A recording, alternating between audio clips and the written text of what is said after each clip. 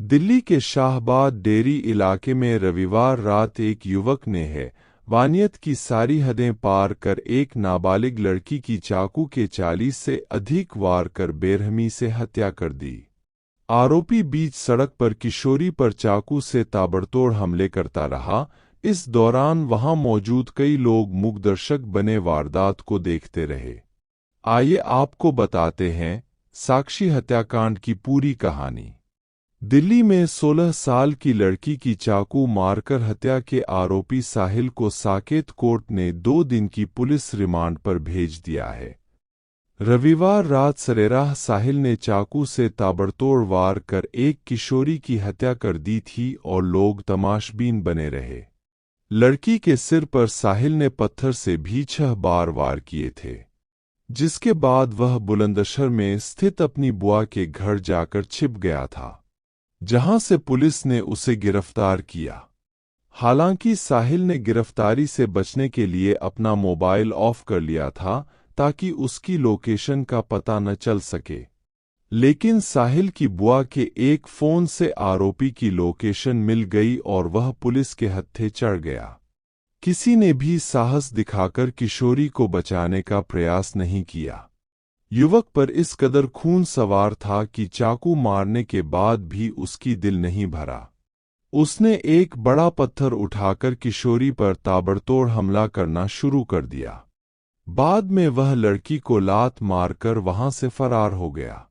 समाचार agency ANI के मुताबिक दिल्ली पुलिस सूत्र ने बताया कि लड़की की हत्या करने के बाद आरोपी साहिल रिठाला गया और वहां उसने हथियार फेंका।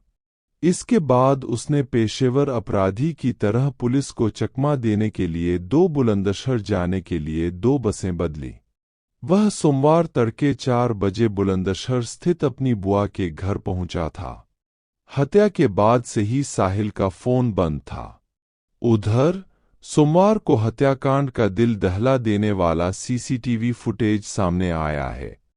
करीब 1 मिनट 26 सेकंड के वीडियो में साहिल बीच गली में साक्षी पर वानों की तरह हमला करता दिख रहा है। हैरान करने वाली बात यह कि वारदात के समय गली में खासी चहल पहल थी, लेकिन आरोपी बेखौफ साक्षी पर हमला करता रहा। साक्षी पर चाकू के 35 से 40 वार किए।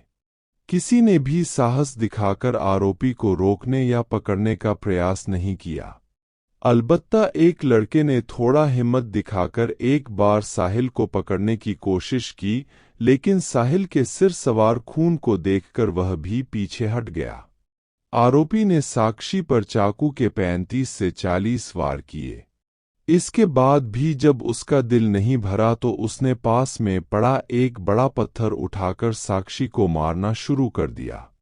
हमला करने के चंद सेकंड बाद आरोपी दोबारा वापस आकर पत्थर से हमला करता है। बाद में बड़े ही आराम से पैदल चलकर वहां से फरार हो जाता है। घटना के बाद पुलिस आरोपी साहिल के घर पहुंची, लेकिन वहां कोई नहीं मिला। इसके बाद पुलिस ने सर्विलांस की मदद ली। इस बीच साहिल की बुआ ने बुलंदशहर से फोन कर साहिल के पहुंचने की जानकारी उसके पिता को दी। इस कॉल से ही पुलिस को साहिल की लोकेशन मिली। मीडिया रिपोर्ट के मुताबिक पुलिस साहिल के पिता को साथ लेकर बुलंदशहर के पहासू थाना क्षेत्र के गांव अटेरना पहुंची और साहिल को गिरफ्तार कर लिया।